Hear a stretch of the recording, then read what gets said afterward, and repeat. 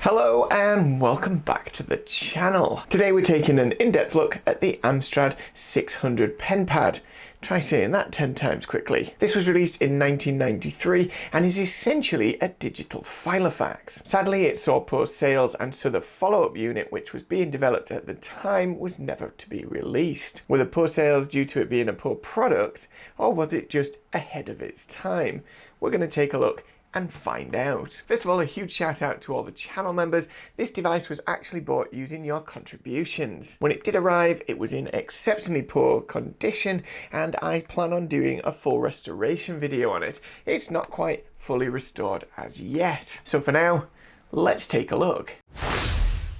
So obviously we have the front cover here. On this side we've got the release catch for the screen. You just press it down and it opens like so. On the back we've got the stylus silo, we've got the backup battery panel and the battery panel itself, which slides open and out.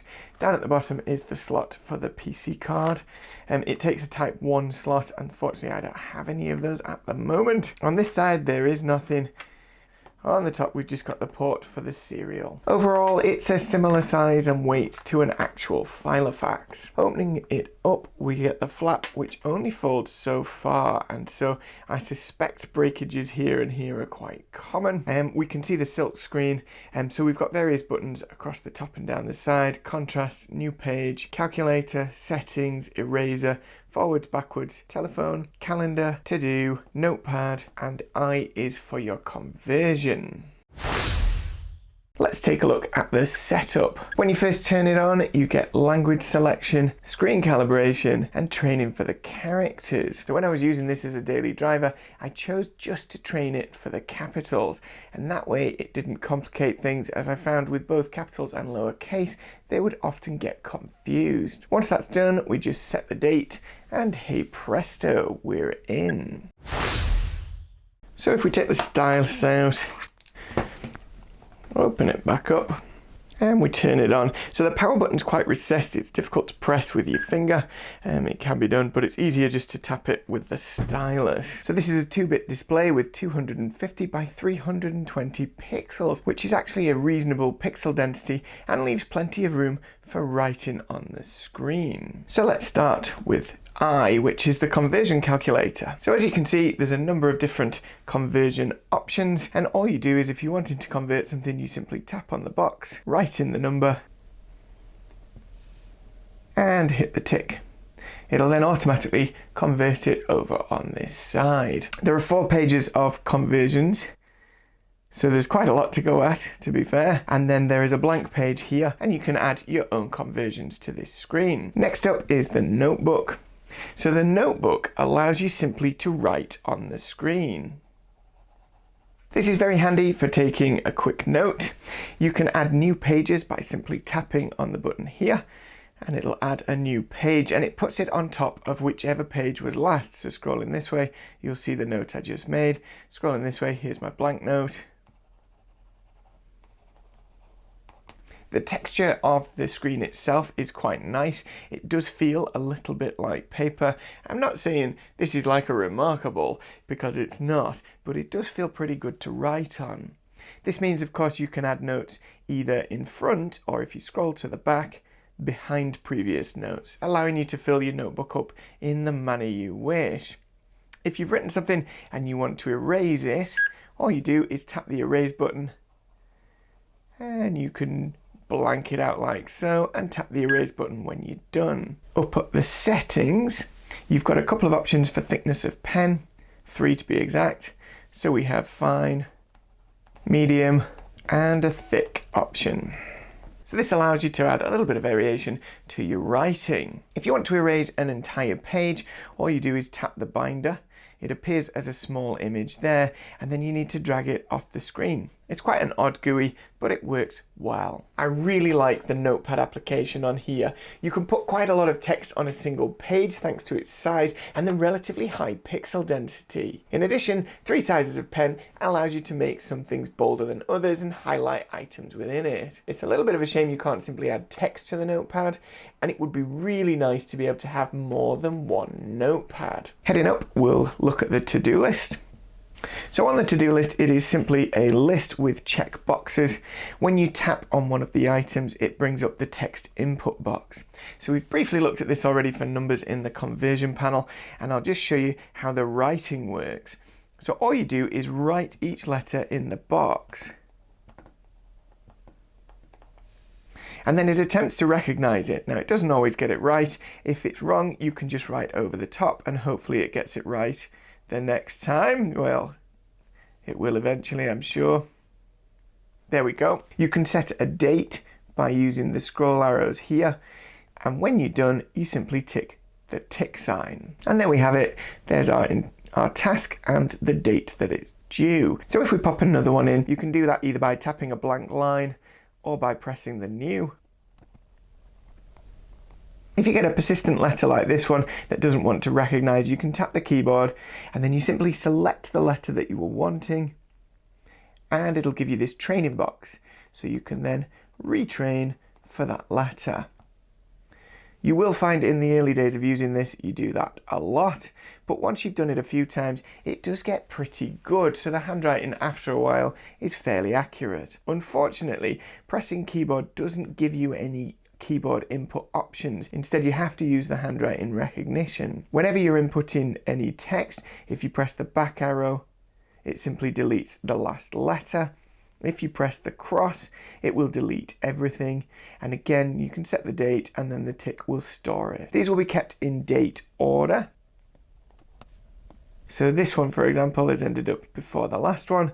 And so what we'll do is alter the date to bring it to where we want it. Once you've got them in, if you tick the box, they don't disappear, they simply stay there. If you want to erase one, you simply tap erase and then tap on the one you want to erase and hit the tick button. And of course, that gets rid of it. If you reach the end of your to-do list, it will start a new page. Tasks is perfectly functional, but it is not powerful as a to-do list. There's no categorization, and so there's simply a list of things to do. And when you tick the checkbox, it doesn't allow you to hide them or delete them automatically or put a strike through so it's obvious that it's been done. It is nice, however, that when you do go into the diary, it tells you if there is a task listed for that day or not. Overall, as I say, it's functional, but it's not powerful by any standard. Next up, let's look at the calendar. So when you open the calendar, it comes to a page like this. Now, as you can see, because we've got a to-do that is due on May the 9th, we actually get a notification on this page. Tapping on that will take us to the to-do list. And so this means you can see in your calendar when something is due. It's a little bit of a shame that it doesn't just tell you what the to-do is, but that's how it works. If you want to input something on a day, simply tap one of the buttons, put in what it is, add a time, and then simply hit the tick button. When you add another entry and a time, it does order them by the time, but there's no option to put an end time in. Obviously, you could write that in the description if that was important to you. You'll notice down at the bottom, we've got this blank area. So this is actually there for freehand.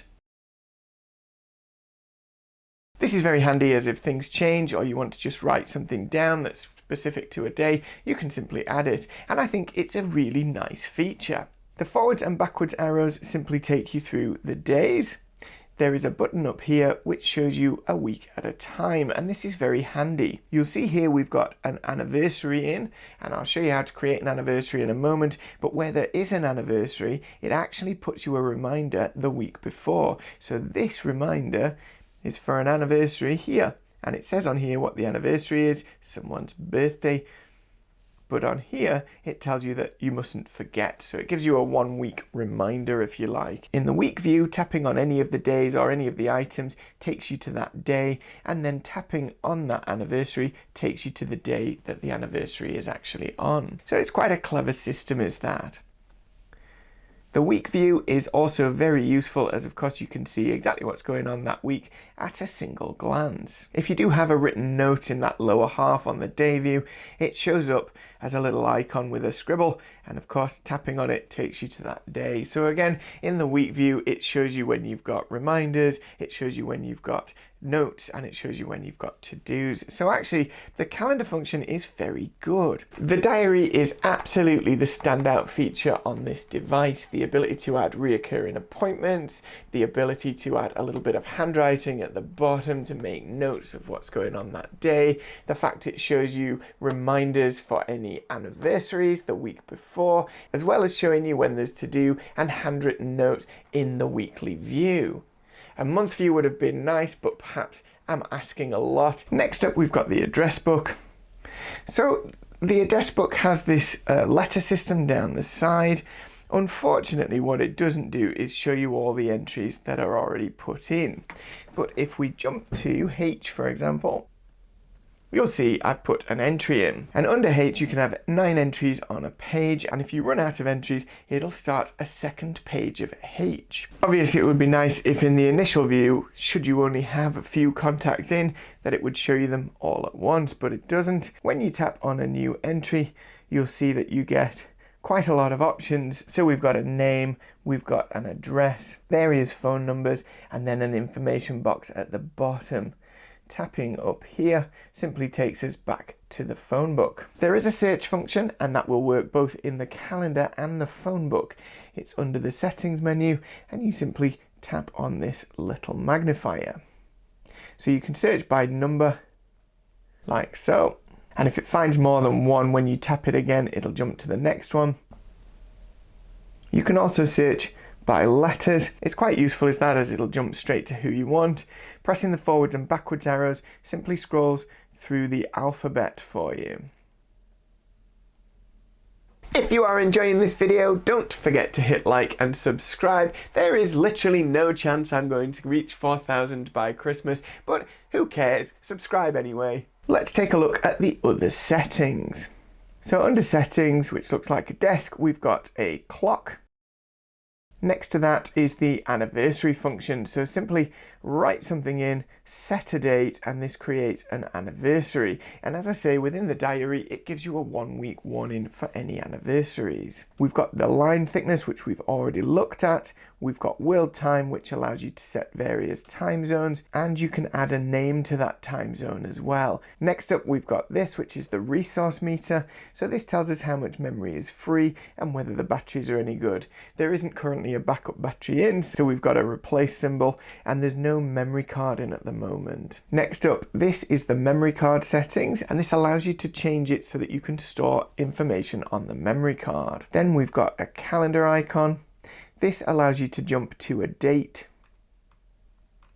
like so. Next up, we've got a handshake, and that allows you to set a reoccurring agenda item.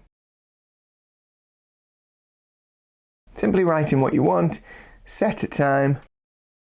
You can have it on the day, so it can be the first Monday, the second Monday, the third Monday, fourth Monday, or last Monday of the month. You can set it to reoccur on a specific date, or you can set it to recur weekly. You can choose every week, every other week, every 3 weeks, and so on and so forth. So if we set it to occur every week, and we'll set a time, and now we know that on a Sunday at this time every week we're going to do something. So we hit OK, and it pops it in the diary so we can see it's appeared on Sunday at 7 o'clock. And of course, if we go forwards a week, there it is the week after. Bear in mind, when you set a reoccurring appointment, if you erase one of them, like so, you erase all of them. So the one from the previous week has now disappeared. Next up, we've got these arrows. These arrows allow you to transfer information back and forth. So I believe this is when you've got a serial connection set up with your computer to allow you to export things to the computer itself. But the only manual I could find was in French, and it's not very clear what these do even when I translated it. So if you know, pop a comment below. I'd be very interested to see what it does. Next up, we've got the search function, which we've already looked at, and then we've got this one, which allows you to set an alarm. So again, you simply write something in, and then you can set it to repeat or set it to go once. You've got your day, and then of course you simply set a time. Ticking OK will create that alarm, and of course it'll beep once it goes off and display the message. I am going to erase that as I don't want that going off. Lastly, we've got this setting, and this allows you to change the general settings. So up here, this button allows you to retrain all the handwriting recognition. As you can imagine, that takes a little while. This button allows you to set the date. This is the calibrate button. I have some calibration issues as there is a dead patch just here. So we'll calibrate it best we can. Then we've got this one, which allows you to add a name and a phone number. So then we've got two options here. This one allows you to jump to today, or this one allows you to jump to the last date used, or the last page in the memo seen. We've also got language options, so you can change those if you set it up incorrectly to start with. The only other thing we've not really looked at is this, which is the calculator. This is a floating calculator, and it simply pops up. It's a pretty standard affair. And it's got a ticker tape so you can see what your calculation's gone through. Up in the top corner, this is your contrast button, and so going one way darkens and going the other lightens. So pretty straightforward really. Last thing, it is worth noting that when you turn it on, if you do have something in the diary, it will pop you up a little reminder, and of course if you've put your information in, it'll pop it down here so you could have your name and phone number at the bottom should somebody find it. Tapping on the little icon will take you straight to the diary and the things that you've got listed. So if what you're after is a digital version of a Filofax, then this is it. As for battery life, I used this for about 3 months and never changed the batteries once. I reckon it must be getting 30 or 40 hours of use on a single set of batteries. Of course, I used rechargeable ones, as I always do. While 30 years later, these plastics have become quite brittle, at the time I think this would have been a very sturdy device and well built. The rubberized coating, of course, has broken down, and so I have removed it. But again, those rubberized coatings do add a nice feel to these devices. The Notepad function and the ability to add handwritten notes to the diary is inspired, and it's a real shame that Pocket PC and Palm didn't follow suit, as this is an excellent functionality. Of course, you can do this on your Scion 5 or 7. 128K of storage seems like quite a lot, and if you're adding diary entries and to-do lists, it absolutely is. However, if you do any amount of writing in the Notepad and use it like you would a paper notepad, then each page can take up to 5% of the available memory, so you'd soon run out of storage. Of course, that can be fixed by simply transferring the Notepad over to the memory card, but it does show just how memory intensive the Notepad actually is. But were poor sales due to this being a bad product, or was this just the wrong time? To answer this, we need a little bit of perspective. If it's 1993, you can probably buy a Scion 2 for not too much money second hand. If you're just after a basic organizer, there are plenty of data banks available in the sub £50 category, including ones that'll even fit on your wrist. Want a keyboard? The Scion 3 and the newly released Scion 3A are available in the £200 to £300 mark. But if you want a slate device, there's always the Tandy Zoomer, although I couldn't find a price for that. And of course the excellent Apple Newton, which is priced between £400 and £450 new. The Newton, of course, has a lot more peripherals and software add-ons, which give it a huge advantage, even if it is more expensive. So this was priced at around the £200 mark. I can't find an exact figure, but it wasn't long before they quickly started trying to sell them off for less. And within a couple of years, the remaining stock was sold off for a mere £50, as the concept was dead. I fear a combination of the lack of software support to expand the core functionalities of this device, its large form factor, limited onboard memory, and stiff competition all contributed to its failure. Although, if you get a chance to have a play with one, I recommend you do. It's been quite a lot of fun to use. Let me know your thoughts and comments below. Huge thanks goes to everyone who comments, views, subscribes, and of course to the members who directly support this channel. As always, my name's Hugh. This is Handheld Computing.